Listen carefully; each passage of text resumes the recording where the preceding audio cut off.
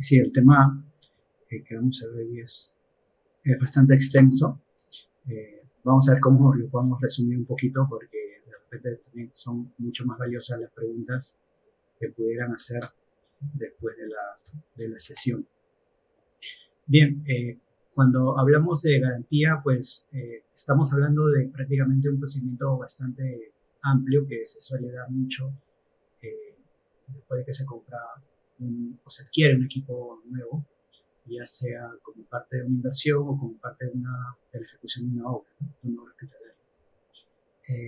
Hay muchos términos que están indicados allí en las condiciones por las cuales se adquiere el equipo. Una de ellas es la garantía técnica, que es un compromiso temporal del fabricante o vendedor por el que se obliga a reparar gratuitamente algo vendido a causa de avería, ¿no? Los equipos tendrán una garantía contra cualquier desperfecto o deficiencia que pueda manifestarse durante su uso normal, en las condiciones imperantes del centro asistencial de destino. Bueno, esto siempre se suele colocar en los términos de garantía para establecer esas condiciones, ¿no? Las cuales que queremos estar cubiertos, ¿no? Como parte del uso del equipo. Y hay otros términos que también vamos a ir viendo a lo largo de la sesión. Entonces, el término garantía técnica se habla mucho y es bastante importante dentro del proceso. Otro término que se utiliza mucho es el de prestaciones accesorias, ¿no? Ya que siempre hay una prestación principal, que es el equipo en sí, cuando se adquiere y se ejecuta. Sin embargo, posteriormente hay otras prestaciones que le llaman accesorias porque están ligadas a las principales, ¿no? Por ejemplo, las prestaciones principales constituyen la esencia de la contratación realizada por la entidad. En este caso, el ejemplo que estamos viendo es la compra de un equipo biomédico. Mientras que las prestaciones accesorias están vinculadas al objeto del contrato y existen en función de la prestación principal. Tiene que haber una prestación principal para que exista el accesorio, coadyuvando a que ésta se viabilice. Es decir, a que sea efectiva según los términos y condiciones previstas de la entidad. Usualmente, la prestación accesoria vendría a ser la ejecución del mantenimiento preventivo. Por ejemplo, compras un equipo con una garantía, que puede ser, no lo sé, depende de la entidad o depende del contrato, 1 año, 2 años, 3 años, depende más. Y incluyes también una prestación accesoria dentro de las condiciones para la adquisición. Entonces, esta prestación accesoria usualmente viene a ser el mantenimiento preventivo. Pueden haber otras, ¿no? Por ejemplo, podrían haber una capacitación como parte de una prestación accesoria y podrían definirse diversas prestaciones accesorias, soporte técnico también. Sin embargo, lo más común, la que se suele contratar, es el mantenimiento preventivo, que está vigente justamente durante el mismo periodo que la garantía técnica. Entonces, ese término implica que exista un contrato diferente, un contrato de prestación principal y un contrato de prestación accesoria. Algunas veces o alguna entidad puede haberlo hecho todo junto en un solo contrato, no hay problema. Pero sí, la ejecución de cada uno es independiente. Es decir, estaría amarrada, por así decirlo, cada prestación, la principal, a una orden de compra o a un contrato y la accesoria a una orden de compra, independiente de la principal. Ok, vamos a ver. Entonces, otras consideraciones, ¿no?, que se colocan dentro dentro del requerimiento técnico, ¿no?, que vendría a ser en la compra de un bien, vendría a ser la especificación técnica. En una especificación técnica también se incluyen las condiciones para de la ejecución de esa inversión, de esa adquisición. En cuanto a la garantía, en cuanto al tema que estamos viendo, hay 4 puntos muy importantes, ¿no? Por ejemplo, el alcance, o sea, de qué te cubre la garantía. Esto hay que colocarlo, hay que explicar qué cosa nos cubre la garantía. Si son defectos de diseño y fabricación, ¿no?, averías o falla de funcionamiento, u otro. Hay que colocar también las condiciones de la garantía, es decir, el procedimiento para hacer efectiva la garantía y la prestación a la que se obliga el contratista de hacerse esta efectiva. Es decir, cómo se gatilla la garantía, cómo inicia este procedimiento, ¿correcto? Usualmente cuando se detecta la falla, ¿no? Se detecta la avería y esta avería ocurrió dentro del periodo de garantía. Entonces, ahora vamos a ver un pequeño procedimiento que se podría aplicar o se podría explicar en esta parte también, ¿no? El periodo de garantía, el tiempo en meses y años, en virtud a la condición particular del uso del bien. Como les decía, usualmente es el mismo periodo que la garantía técnica. Perdón, este periodo de garantía tiene que ser igual al periodo de mantenimiento preventivo, ¿no? Lo que decía hace un momento respecto a la prestación.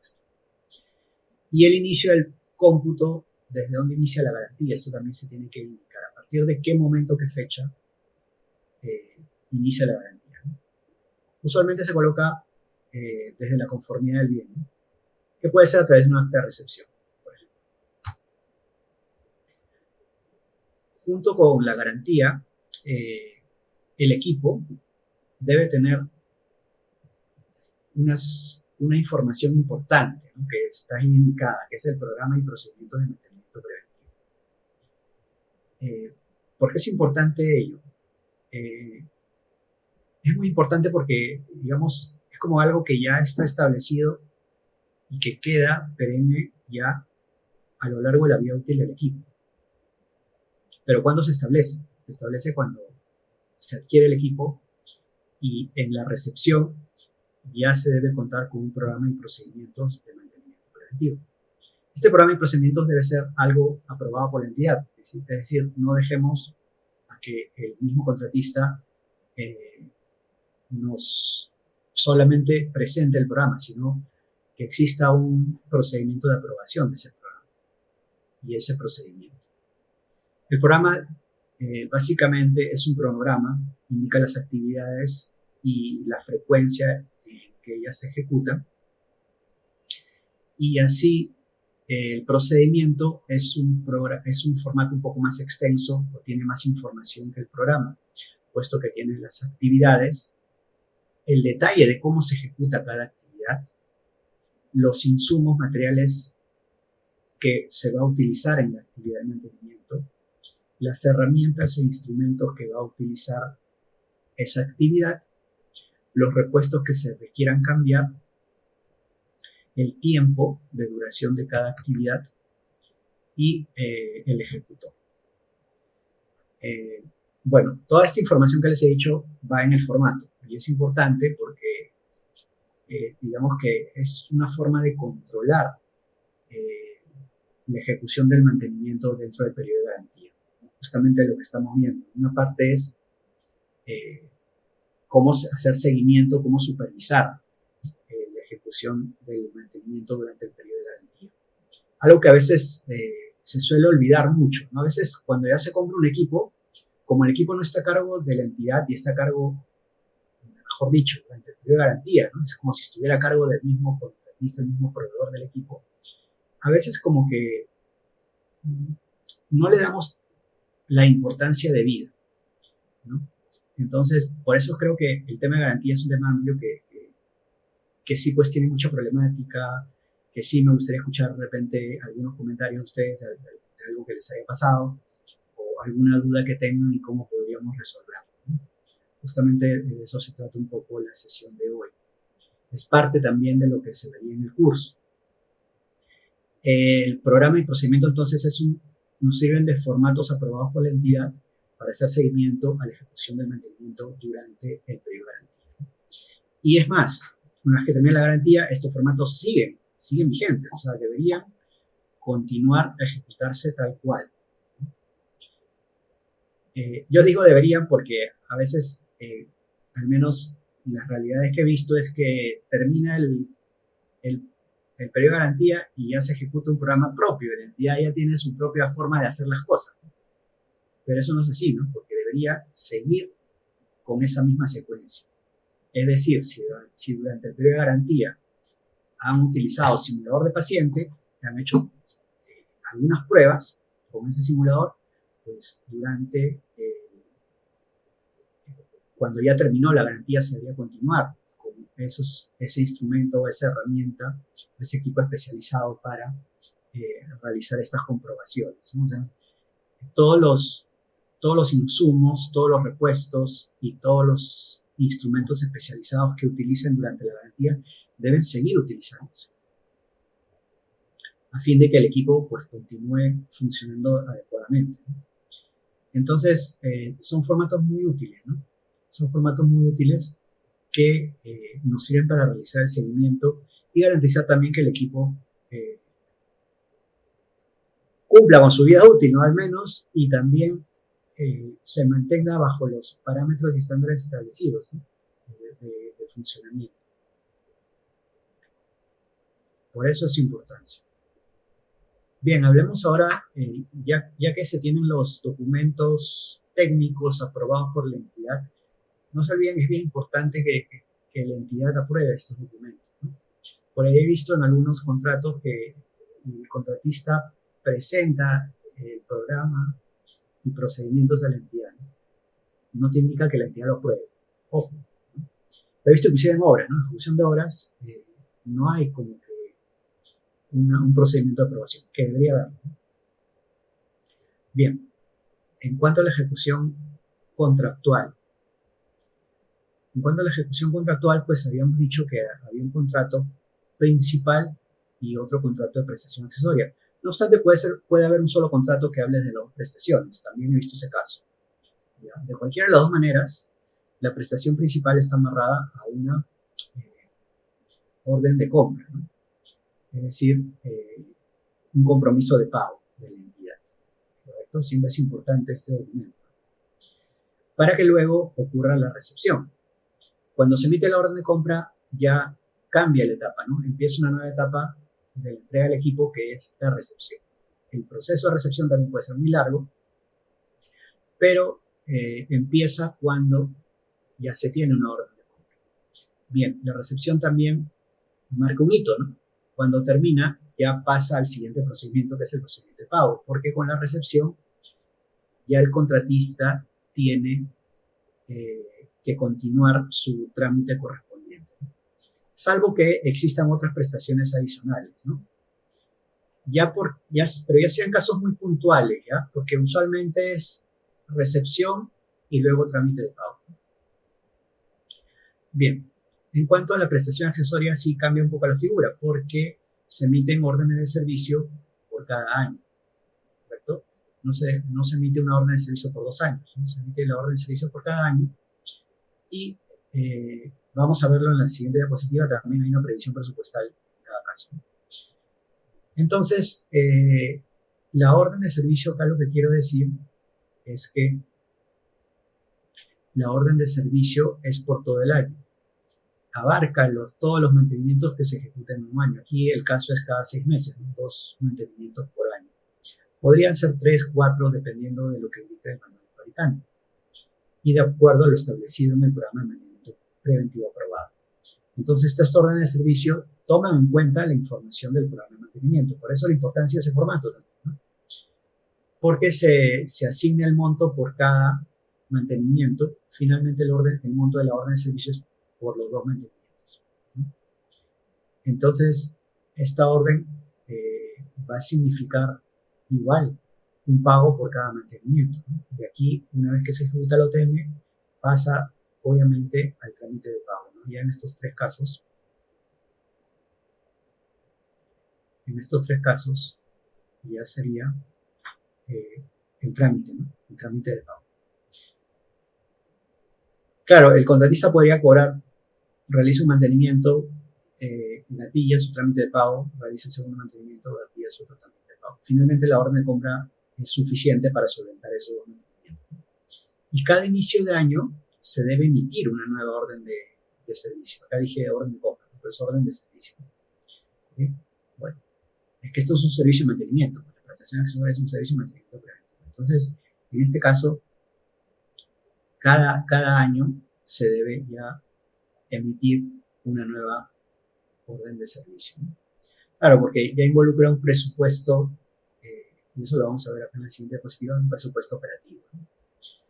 Una cosa es cómo se ejecuta, los procedimientos de ejecución, y otra cosa es el tema presupuestal. Aquí hay mucha confusión y en realidad, pues, es un tema que sí requiere mucho orden, ¿no? Al menos en la experiencia que he tenido, eh, pasa mucha problemática por falta de pagos. No por falta de presupuesto, ¿eh? Más por falta de pagos, por hacer los trámites necesarios para los pagos, ¿no? ¿Qué suele pasar? A veces, por aquí un ratito, si me permiten. A veces, pues, el contratista dice, bueno, hago el primer mantenimiento, el primer año o el segundo mantenimiento, me ha pasado bastante, ¿no? Y llega el siguiente año y, oye, pero no me has pagado estos dos, ¿no? O sea, todavía no me pagas ni este ni este. Y quieres que yo siga ejecutando los siguientes mantenimientos gratis. O sea, no. Ahí hay que hacer el trámite que corresponde para emitir las órdenes de servicio. Y una vez que están emitidas, pues ya como les dije hace un momento, esto involucra un compromiso de pago, ¿no? Obviamente, el trámite de pago no debe pasar pues diciembre, ¿no? Porque si pasa diciembre ya el compromiso de pago que se tenía ya venció, ¿no? Entonces ahí también hay que ser muy cuidadosos con eso. Cuando ya pasa el otro año ya es otra cosa, ¿no? Ya se tiene que emitir una nueva orden, ya tiene que haber un nuevo compromiso de pago. ¿Sí? Entonces, ahí también hay que tener mucho cuidado cuando se cumplen, digamos, pasa mucho tiempo, ¿no? Los plazos se exceden. Bien, en cuanto a presupuesto, estaba mencionando que puede haber un desorden y a veces provocado de otras instancias que no van a ejecutar el presupuesto operativo. A ver, ¿cómo se explica esto?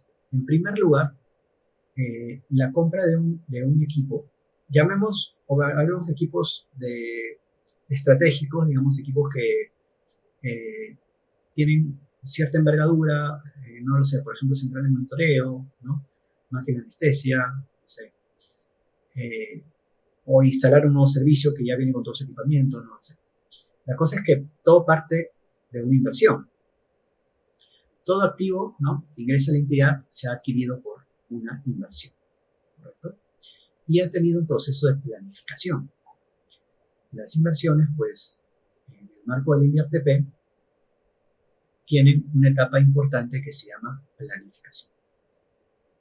En la planificación se desarrolla la inversión, o toma forma la inversión, o toma nombre la inversión, se determina que va a haber una inversión y se estima el presupuesto también. Ese presupuesto se va afinando ya en la etapa de evaluación y formulación.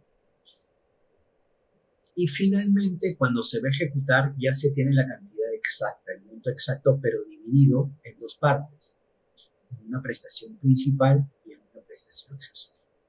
Inicialmente, estos dos montos corresponden a lo planificado en el presupuesto de inversiones, ¿correcto?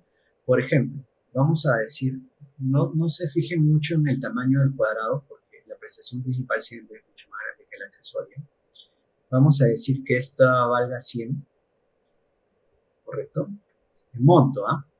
Y esta que valga, vamos a exagerar, ya 10. En algunos casos es mucho menos, pero vamos a poner.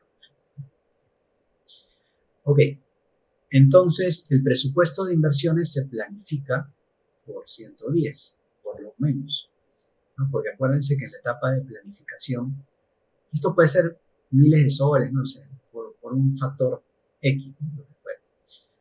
La cosa es que puede ser un monto grande, ¿ya? Pero equivalente 100 a 10% más o menos. Todo eso se planifica en la etapa de planificación, se ve cuánto es el presupuesto de inversiones que quiere ser aprobado. Entonces todo eso se calcula con 110 de la inversión, ¿eh? Se calcula ya con ese monto en la inversión. Sin embargo, ya cuando se va a ejecutar ya se desagrega, se determina ya qué parte es prestación principal, qué parte es prestación accesoria.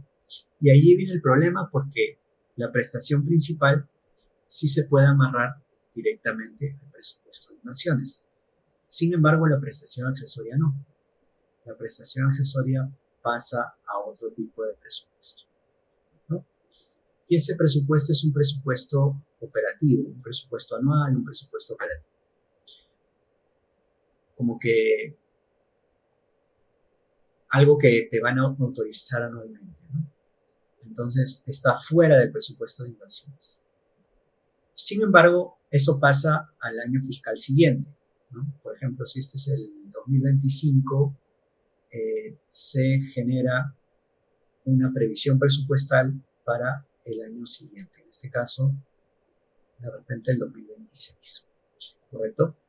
De tal manera que la certificación presupuestal es para solamente la prestación principal. La prestación principal se espera que se pague el presente año, en este caso 2025, y el monto de la prestación accesoria se previsiona para el 2026 y años posteriores. ¿Qué es lo que pasa? Dependiendo, pues, si el mantenimiento involucra 1 año, 2 años, 3 años, pues se hace una previsión presupuestal para los siguientes años, ¿no? En este caso sería, si fuera 3 años de garantía, hago una previsión presupuestal 26, 27 y 28. Ok. Entonces, aquí viene otro problema. Entonces, yo decía, ¿no? Bueno, ok, ya voy a comprar un equipo, voy a generar una previsión para el siguiente año, y en 2026, si yo tengo un presupuesto operativo de, vamos a poner otro número, ¿ya? Vamos a poner que mi presupuesto operativo es 200, ¿correcto?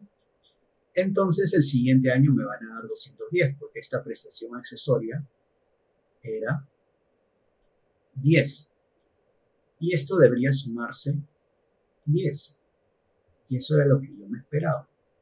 ¿Por qué? Porque debería salir de la inversión los 10 para inyectar aquí al presupuesto operativo.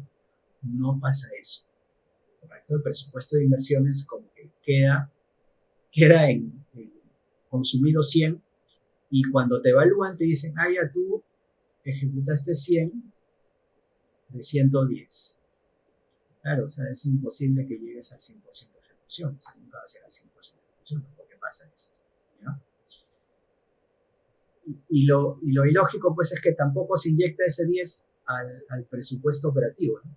El presupuesto operativo sigue como que estancado, y tú tienes que sacar de donde sea para, pues, inyectar a la previsión presupuestal. Claro, esa previsión presupuestal está prorrateada en diferentes años, ¿no? Aquí de repente es un error. Si es que fuera en 2 años, sería 5, 100 más 5 en el 2026, perdón, 200 más 5 en el 2026, y en el 2027 también sería 200 más 5, si es que el presupuesto operativo se mantiene, ¿no? Entonces, a cada año le inyectaría lo que corresponde, ¿no? Si fueran 2 años. Si fueran 3 años, sería 10 entre 3 en cada año y así. Entonces, imagínense ahora esto por cada equipo, ¿no? Cada equipo va a sufrir ese problema, ¿no?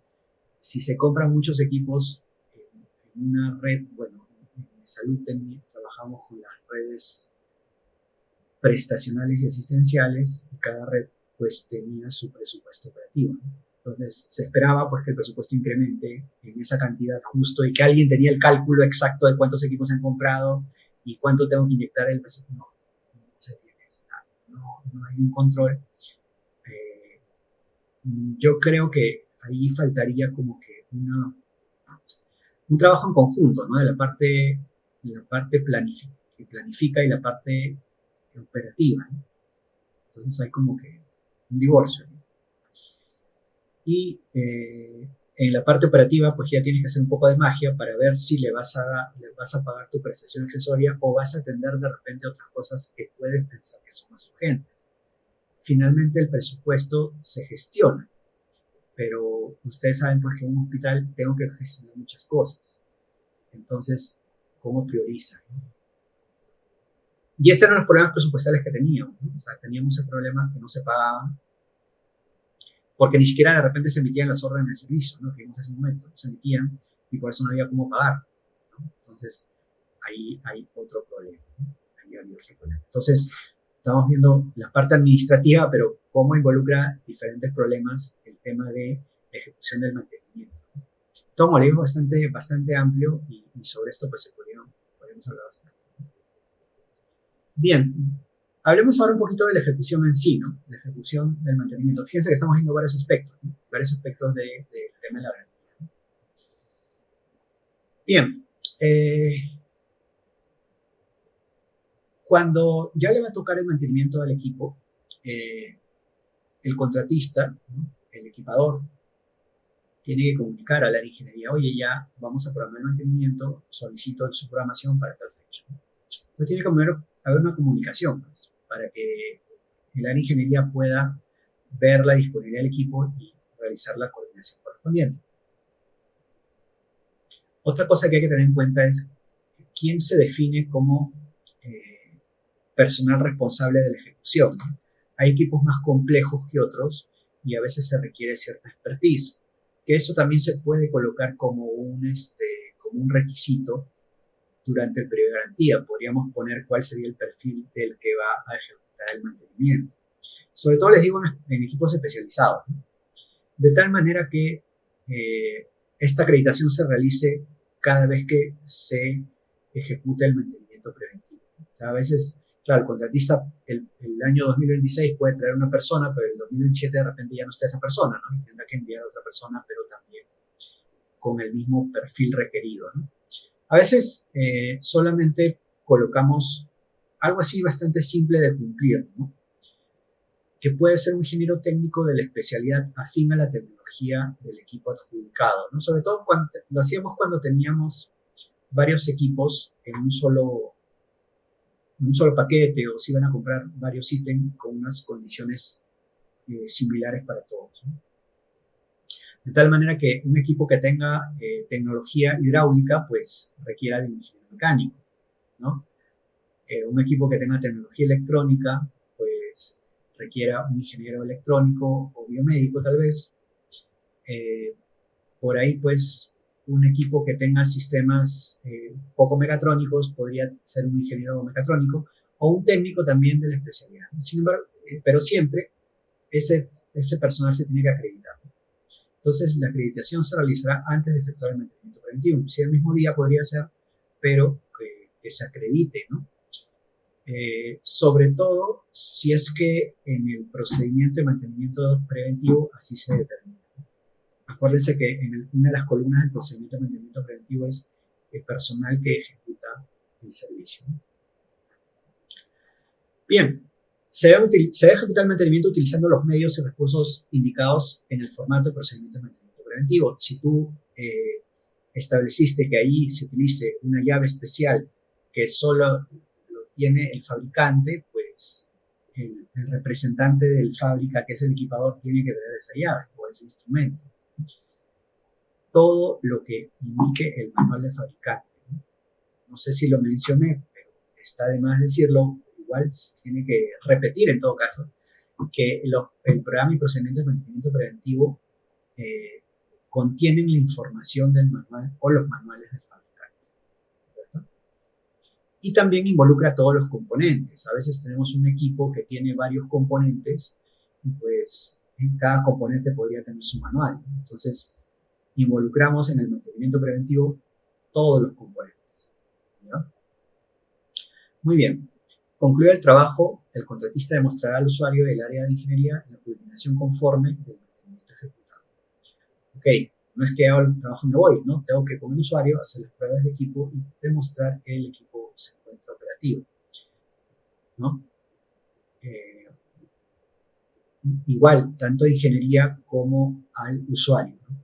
¿Qué pasa si no están, no? Bueno, al menos a uno y el otro, pues, de repente hará sus propias comprobaciones de ingeniería. Usualmente sí están, ¿no? Pero sí es importante que se entregue al usuario el equipo mantenido, ¿no? Y a veces eso requiere coordinación, ¿no? Porque a veces, digamos, haces el mantenimiento y el responsable del equipo no está, ya terminó su turno y ya se fue. Pero siempre de repente coordinando a ver quién va, antes de empezar el mantenimiento se debería coordinar quién va a dar la conformidad del mantenimiento por parte del usuario, ¿no? Acuérdense que la orden de trabajo de mantenimiento pues suscriben ambos, ¿no? El usuario y el área de mantenimiento, ¿ya? Muy bien, son algunos aspectos que hay que tener en cuenta, ¿no? Respecto a la reprogramación, claro, durante el programa de mantenimiento preventivo, o entre el periodo de mantenimiento preventivo que se ejecuta el programa, el equipo puede ser susceptible a reprogramación, ¿no? A reprogramación, ya sea por causas atribuibles a la entidad o también por causas de fuerza mayor o fortuitas. Claro, la idea es que eso no sea por causa del contratista, porque obviamente el contratista tiene que prever todos los medios necesarios para que se ejecute el mantenimiento conforme al programa, ¿no? Entonces, no puede haber, lo que quiero decir es que no hay una causa válida, ¿no? Por parte del contratista que debería decir, oye, esto no, reprográmame porque no puedo, ¿no? Simplemente no. Entonces, vamos a ver algunos aspectos, ¿no? O digamos, cuáles son las causas que pueden conllevar a una reprogramación. Por ejemplo, el uso continuo del equipo en servicio, no sé, un ventilador en UCI, por ejemplo, por estar el equipo en estado malo o inoperativo, ¿no? La entidad puede decir, oye, ¿sabes qué? Primero repárame el equipo antes de venir por el mantenimiento. No voy a hacer que quieras venir a hacer el mantenimiento preventivo y me lo bajas inoperativo. No, no es así, porque de esa manera ni siquiera podrías probar el equipo. Acuérdense que el mantenimiento preventivo no va a reparar o solucionar un problema necesario. Claro, si va el técnico especializado, debería pues dar un diagnóstico, ¿no? Y ahora lo vamos a ver también en el pequeño flujograma que habíamos tenido. Bien, otras causas son ya de fuerza mayor, por ejemplo, lo que pasa en el Perú siempre, el bloqueo de carreteras, ¿no? Otras condiciones climáticas que podríamos tener, con consecuencias un poco más fatales como temblor, terremoto, no sé, ¿no? Que puedan impedir el acceso del contratista al lugar donde se va a ejecutar el mantenimiento. En estos casos, el contratista podría solicitar formalmente la reprogramación del mantenimiento preventivo y además tener en cuenta que toda reprogramación, ¿no?, debe ser aprobada por el área de ingeniería. Entonces, el único que aprueba las reprogramaciones es ingeniería. ¿Ya? Y obviamente hay causales de reprogramación que no involucran la penalidad de la mora, ¿no? Penalidad por mora. Ojo, si ya está reprogramado y además ingeniería ha autorizado esa reprogramación, pues no va a involucrar un retraso en la ejecución del mantenimiento, ¿ya? Ambas causales, las que se mencionan aquí, no son, no constituyen un retraso, ¿ya? Pero sí pueden haber incumplimientos en la ejecución del mantenimiento preventivo, ¿no? Por ejemplo, acá escribo mal, creo, retraso en la ejecución del mantenimiento preventivo, ¿no? El contratista se demoró por causas atribuibles, quién sabe por qué, entonces sí podría aplicarse una penalidad. No realizar todas las actividades establecidas en el programa de mantenimiento preventivo, ojo, ¿no? Por eso es que el programa y el procedimiento me sirve para hacer seguimiento a esta ejecución. Es muy importante contar con este formato. No realizar el cambio de repuestos de acuerdo a lo establecido en el procedimiento de mantenimiento preventivo. El procedimiento de mantenimiento preventivo tiene mucha información que deberíamos utilizar para hacer la supervisión de la ejecución de este mantenimiento durante el periodo de garantía. Utilizar instrumentos que no cuenten con certificado de calibración vigente. Eso también podría conllevar a la aplicación de penalidad, siempre y cuando esté tipificada ese supuesto de penalidad. No acreditar la especialidad del personal que ejecuta el mantenimiento cuando esté establecido, correcto, y también que se tipifique ese supuesto de penalidad. Realizar las actividades de mantenimiento sin considerar los procedimientos establecidos por el fabricante, ¿no? Entonces, voy a hacer esta actividad, ¿ok? ¿Pero la hiciste o no? Sí la hice, pero ¿qué procedimiento seguiste? Ok, ojo, eso. A veces el fabricante establece un procedimiento particular, único, para su modelo y marca de equipo, y entonces hay que respetarlo, ¿no? De repente el equipador, ¿no?, o el representante o el técnico que va a hacer el mantenimiento digamos, por ahorrar tiempo lo hace de otra manera. No, eso también pues, podría conllevar a una observación de la OTN, por ejemplo. Más que una penalidad, de repente estaría más orientado esto a una observación de la OTN. ¿Para qué? Para que el contratista lo ejecute conforme está establecido. ¿De acuerdo? Muy bien. Cuando ocurre una falla durante el periodo de garantía, siempre tenemos que tener claro qué procedimiento debemos seguir, ¿no? En salud establecimos un procedimiento de ejecución que es único para todo, digamos, pero aquí quería abocarme un poquito al tema de garantía, o sea, cómo atender una falla durante el periodo de garantía, ¿no? Digamos que el procedimiento es único, pero por ahí se bifurca en alguna parte para la garantía, ¿no? En primer lugar, tiene que haber, si existe una intervención correctiva, esta habría nacido de una solicitud de mantenimiento. Nosotros teníamos o tenemos un formato de solicitud de mantenimiento en salud donde se registran algún evento asociado, que podría estar asociado a una falla del equipo, ¿no? Entonces, la solicitud de mantenimiento es un formato que usualmente digo, porque no necesariamente siempre es así, el usuario va a reportar a algún problema o un evento ocurrido con el equipo. Describe con sus palabras qué es lo que pasó con el equipo. No necesariamente emite un diagnóstico. Por ejemplo, puedo decir, oye, la pantalla se apagó, ¿no? ¿Por qué razón? No lo sé, pero eso es lo que ocurrió y obviamente me deja el equipo en condiciones inoperativas, con las cuales no puedo atender a los pacientes. ¿Ok? Una vez que se registra, se realiza el seguimiento de la solicitud de mantenimiento, pues ahí en el sistema van apareciendo las solicitudes y la empresa que se encarga de hacer la verificación del equipo durante el periodo de garantía, hay empresas residentes que se encargan de la cobertura del equipo. No de atender las fallas, pero sí de la cobertura. Sin embargo, no van a atender en el sentido de hacer una reparación, pero sí van a hacer una evaluación inicial. Entonces aquí hay una visita o atención por parte de un técnico que es asignado. Ese técnico se le dice técnico responsable de atender la solicitud de mantenimiento. Digamos, su responsabilidad en este aspecto solamente es de realizar un diagnóstico inicial. Es decir, va a atender la solicitud, pero con un diagnóstico inicial. Ese diagnóstico inicial me va a permitir determinar cómo se va a atender la solicitud.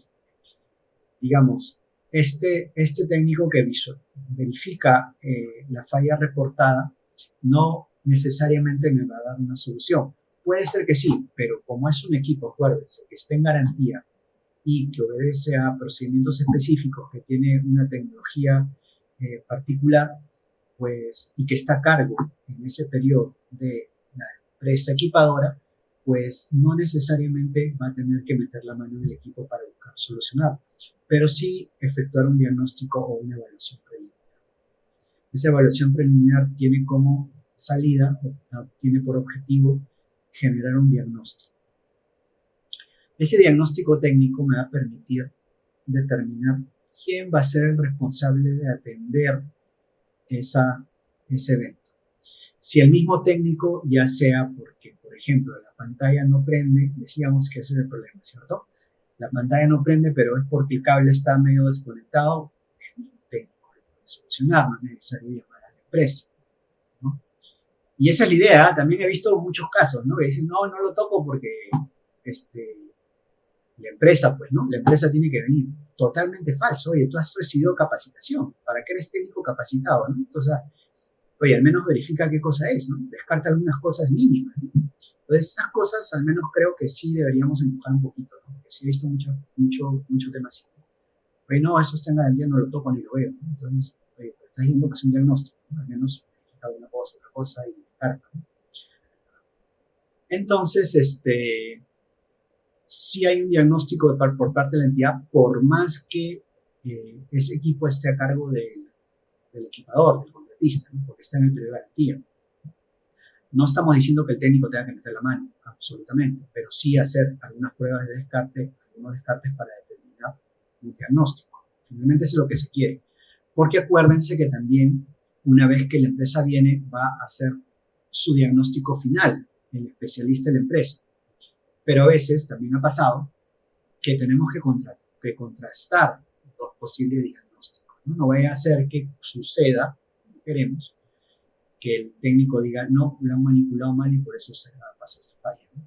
En esos casos, la entidad también tiene que tener un diagnóstico, ¿no? Y contrastar con lo que dice el equipador. Ojo, ¿no? Se presentan muchos casos y siempre es importante pues instruir bien al personal, ¿no?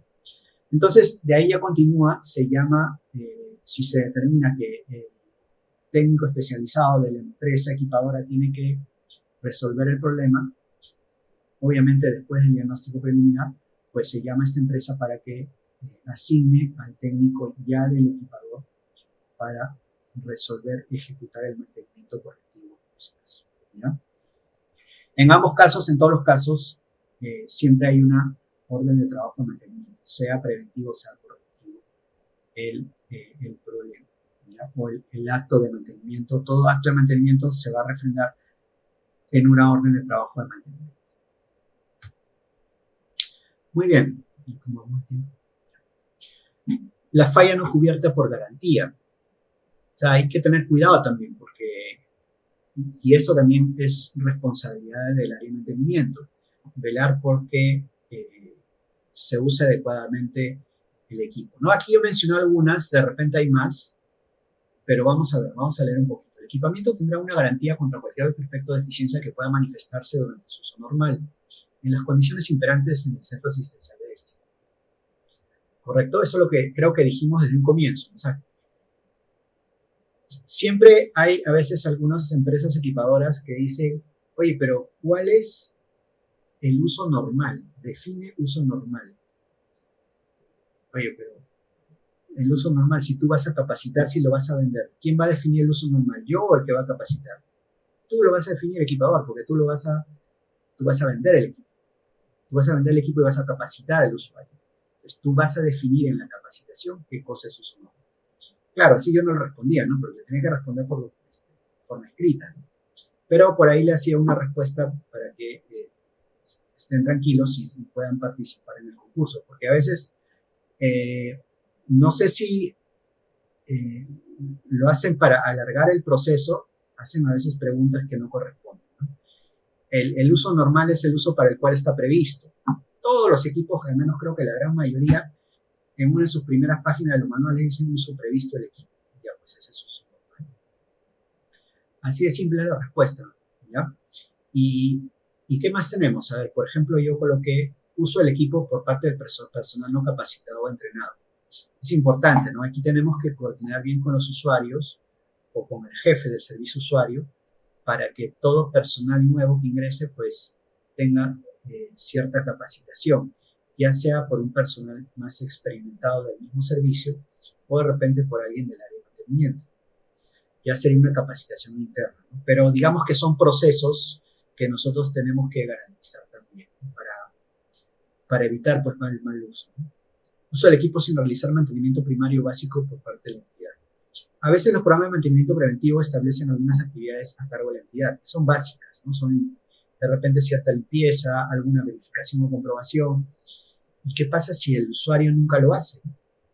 Entonces, el equipador o la empresa contratista nos puede reclamar y la puede ganar, ¿no?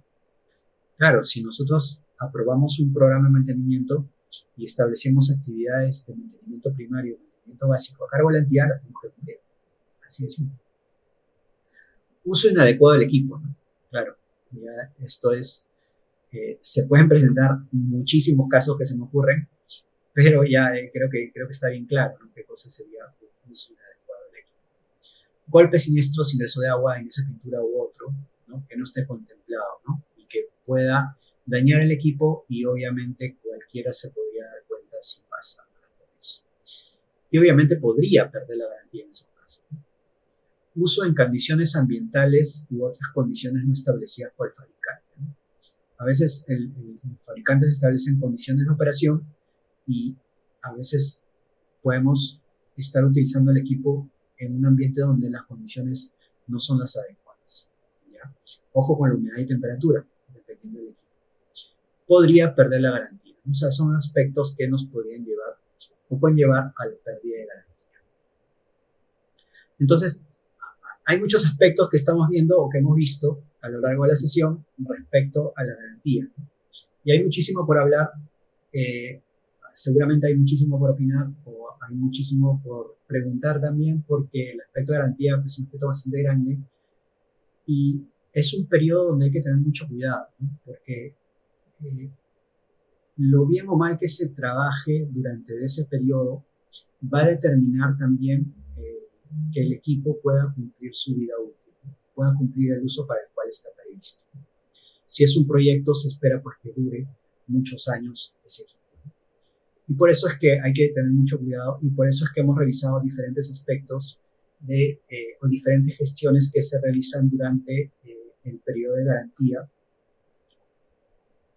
Y también pues diferentes puntos de vista y aspectos a tener en cuenta para que ya en la gestión de repente de cada uno de ustedes puedan plantear diferentes estrategias para evitar pues, posibles fallas durante este periodo o reclamos por pérdida de garantía o, bueno, no sé, el uso del equipo o de repente que no se efectúen los pagos y eso también conlleve, aunque no lo crean, a la pérdida de la garantía, ¿no? Si, es bien sencillo, si no se paga el mantenimiento preventivo y no se ejecuta el mantenimiento preventivo, el contratista tiene todas las ganas para resolver el contrato y la garantía ya se perdió y se pierde la garantía, así de sencillo. Entonces, he visto muchos casos y hay que tener mucho cuidado. Muy bien, para ir finalizando entonces, el tiempo de respuesta por parte del contratista. Si el equipo no se ha reparado, o sea, hay unas condiciones que podríamos colocar durante en el documento condiciones para la ejecución de la inversión, ¿no? En las especificaciones técnicas tenemos las condiciones de ejecución y las características técnicas, ¿no? Esto se puede colocar en las condiciones de ejecución. Si el equipo no se ha reparado durante el plazo establecido a partir de la notificación, el contratista deberá extender el plazo de vigencia de la garantía del equipo biomédico cuantas veces sea necesario por un periodo o plazo similar al que el equipo se encuentre inoperativo, siempre y cuando esta inoperatividad sea una causa atribuible al contratista, ¿no? Es decir, por ejemplo, a ver un ejemplo. Claro, si se pidió que se repare el equipo por garantía y el contratista no ha venido en el plazo que se le dio para atender la falla, pues el equipo va a seguir inoperativo por causa del contratista. Hay que evaluar también, incluir algunos requerimientos, ¿no? A veces ponemos algunos requerimientos que podrían estar, podrían de repente ser un poco descabellados, un poco fuera de los alcances de la garantía, ¿no? De lo que se le pueda pedir a un contratista, ¿no? Hay que evaluar bien eso, ¿no? Por ejemplo, que se incluye en el requerimiento técnico, que es la especificación técnica, si se establece que el contratista asumirá el cambio del equipo, ¿no? Ante fallas frecuentes, ¿no? O también podría asumir la tercerización del servicio, ¿no? Si es que es un servicio, obviamente, que es tercerizable, ¿no? Y que la entidad pues, podría no dejar de atender diferentes pacientes por la inoperatividad del equipo, ¿no? Entonces, para no dejar de atender, pues tendría que tercerizar ese servicio. O de repente el cambio de un componente completo, ¿no? No solamente un repuesto, sino el componente completo, en tanto el repuesto se puede importar, ¿no? No lo sé, podría ser como una alternativa en vez de cambiar todo el equipo, ¿no? Sin embargo, digamos, siempre he escuchado como que esto no se llega a cumplir, ¿no? O sea, ni un contratista te a veces te logra cambiar el equipo, ¿no? Lo que pasa es que la prestación accesoria suele ser un monto muy pequeño, que a veces el contratista sabe que de repente hacer una gestión no valdría la pena por el monto. Pero eso es también porque ofertaron un valor a veces irrisorio, ¿no? A veces un valor muy, muy bajo por mantenimiento. Yo he visto, sin mentirles, he visto mantenimientos de 20 soles, ¿no? Cosas así, ¿no? O sea, montos de ese tipo, ¿no? Y así ganan. Entonces, finalmente es lo que gana, ¿no? Pero a veces es lo que gana el contratista, ¿no? Y es que a veces pueden tender a inflar de repente la prestación principal para, pues, la prestación accesoria le pongo un monto muy, muy pequeño y al final, como voy a ganar por la suma de ambos, pues no hay ningún problema, ¿no? Finalmente gané, ya recuperé todo en el pago de la prestación principal y la prestación accesoria, pues de repente si me penalizan va a ser por un monto. Entonces hay que tener un poco de cuidado también con eso, ¿no? Claro, ahí involucra también el prestigio del fabricante como marca, ¿no? También, ojo. Entonces hay como que varios aspectos a mencionar. Establecer el plazo para la atención de la solicitud de diagnóstico, ¿no? De fallas. Y cómo se notificará al contratista, el plazo para el cambio de repuestos, etc. Hay varios plazos, ¿no? Por ejemplo, cuando se identifica la falla y se comunica al contratista. Yo creo que ya es, en mi opinión, ¿no? Inclusive que el contratista, de repente, pues el establecimiento de salud está, no lo sé, a una hora de vuelo, en otro lado fuera de Lima, por ejemplo, y entonces de repente el contratista ve un modo de comunicarse con el usuario para que pueda identificar correctamente la falla, o de repente con el técnico de mantenimiento para que puedan ver y diagnosticar inmediatamente el problema, de tal manera que sin tener que perder el tiempo de hacer un viaje o gestionar viáticos y todo para venir a diagnosticar personalmente, diagnostique de repente, ahora con la tecnología, pues de manera remota, ¿no? Cosa que se puede dar, ¿no? En varios casos, ¿no? Inclusive hay equipos que pues tienen su propia plataforma para asistencia remota, ¿no? Entonces, y yo creo que allí ya se está atendiendo la falla. Desde ese momento ya se está dando la atención de la falla, ¿no? Que ahí no tendrían por qué penalizar al contratista si es que no se ha acercado presencialmente. Ya desde que el contratista se comunica para hablar de la falla, ya la está atendiendo. Y claro, luego viene el tema de, oye, voy a contratar un repuesto, ¿cuánto me voy a demorar en importación de todo el repuesto? Eso también hay que considerar. Y así es, bueno, hemos visto, como les decía, varios aspectos. El tema de garantía es bastante amplio.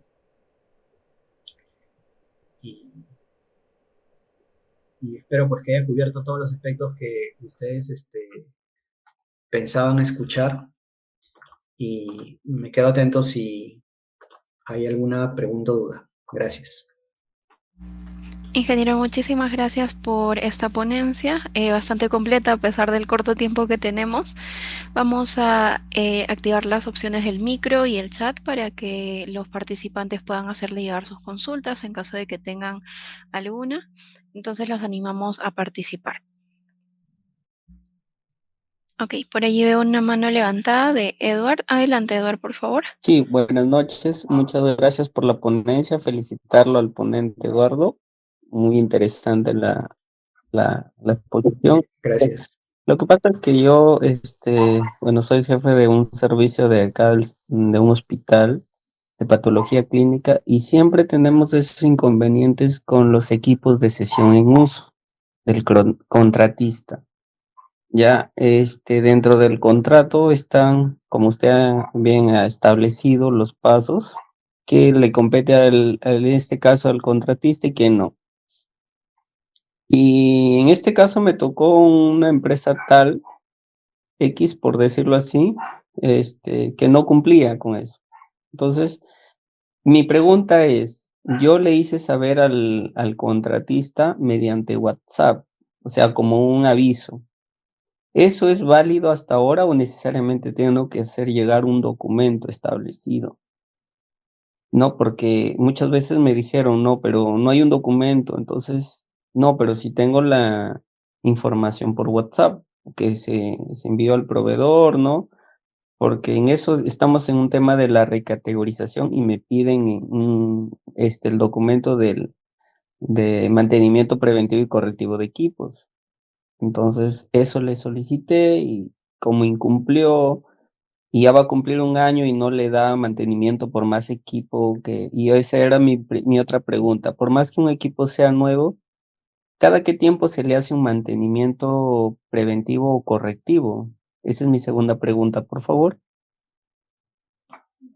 Ok, en cuanto a la primera pregunta, respecto al correo, perdón, al WhatsApp, siempre, bueno, los contratos suelen indicar la forma de comunicación, ¿no? De alguna falla, de algún problema, de cualquier cosa, ya sea te pueden establecer un correo, te pueden establecer una dirección para comunicación. Si no lo establecen, es válido el correo electrónico siempre y cuando sea un correo electrónico institucional. ¿A qué me refiero? De usted como jefe del servicio debe tener un correo electrónico institucional y enviarlo también al correo institucional de la empresa con que ha contratado.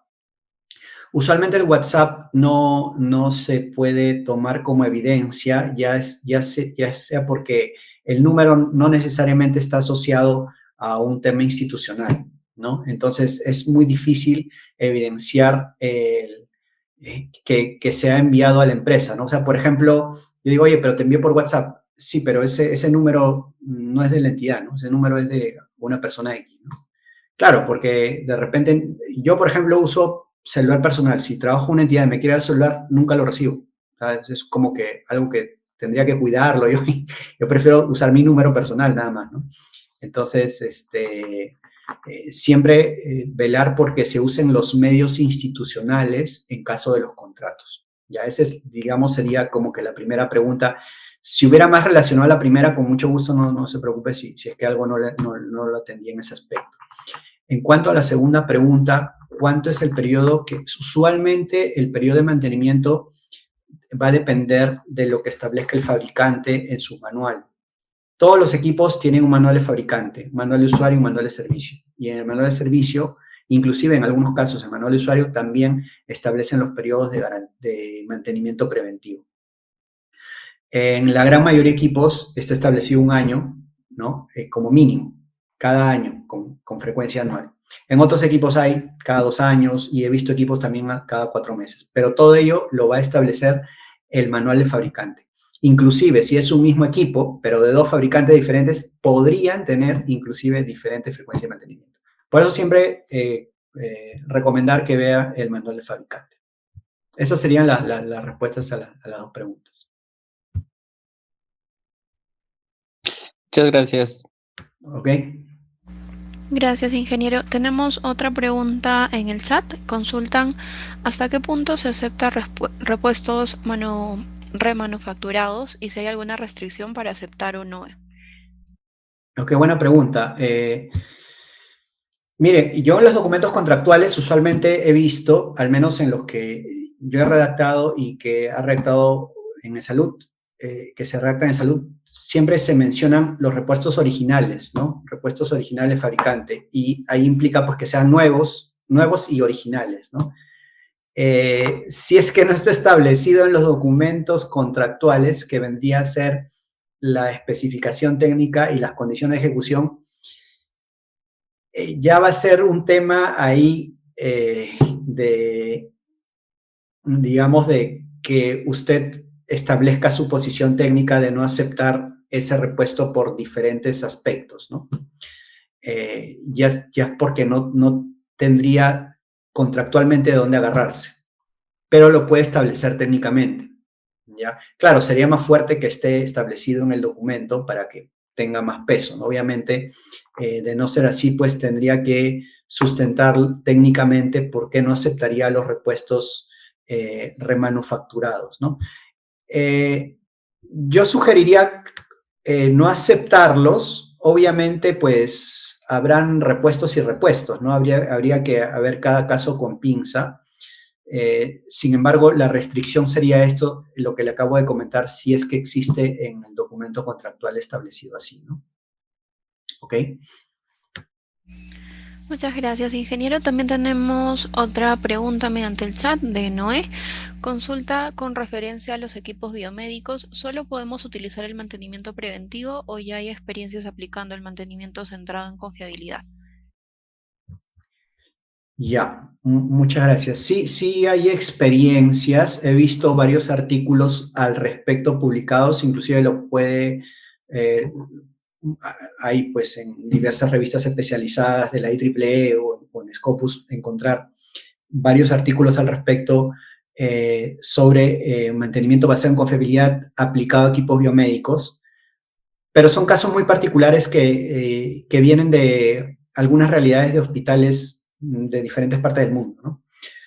No necesariamente es lo que establece el fabricante. El fabricante en realidad establece cómo debe ser el mantenimiento para aplicar en su equipo y usualmente utilizan el mantenimiento preventivo, que obviamente es lo más sencillo. Y, y de verdad, yo sugeriría personalmente también ceñirse a ello, ¿no? Porque siempre el fabricante va a ser la referencia en el caso del mantenimiento de un equipo, ¿no? Entonces, si el mismo fabricante te lo establece así, sería lo más recomendable hacerlo, ¿no? Claro, puede haber experiencias más en equipos de repente hospitalarios, ¿ah? Más he visto en equipos electromecánicos, donde sí puedes aplicar técnicas de mantenimiento predictivo, por ejemplo, ¿no? Y ahí, pues, relacionarlo obviamente con la confiabilidad del equipo, ¿no? Porque justamente aplicando el predictivo, pues, puedes calcular la confiabilidad también y si mejoras en ese aspecto, ¿no? En esos indicadores de confiabilidad. En, en, en electromecánico sí lo he visto bastante porque inclusive hay instrumentos especializados para hacer mantenimiento predictivo, ¿no? Pero en cambio en biomédicos no, o sea, en biomédicos como es un poco más electrónico, oye, toca cambiar este repuesto, lo tienes que cambiar, ¿no? Eso es un poco como que lo que establece el auto, las marcas de autos para el cambio de la faja, ¿no? El cambio de repuestos a tal o a tales horas que se tiene que cumplir sí o sí, ¿no? O inclusive te dicen lo que ocurra primero, ¿no? No sé, para una faja, ¿no? 40.000 horas, ¿no? O 5 años lo que ocurra primero, no sé. Entonces, tal cual se tiene que cumplir, ¿no? Entonces, lo mismo pasa un poquito en el tema biomédico, ¿no? Espero igual haber respondido las preguntas, no sé si hay más, si es que hubieran otras preguntas con mucho gusto, ¿eh? No hay ningún problema. Muchas gracias, ingeniero. Veo que ya no tenemos más consultas en el chat ni tampoco hay manos levantadas. Entonces me parece que ya con eso estaríamos culminando la sesión de hoy. Comentarles nuevamente a los participantes que nosotros estamos iniciando una especialización, gestión de mantenimiento de equipos e infraestructura hospitalaria, que estamos iniciando el 19 de este mes. Así que los invitamos a participar, esperamos verlos a todos por allí.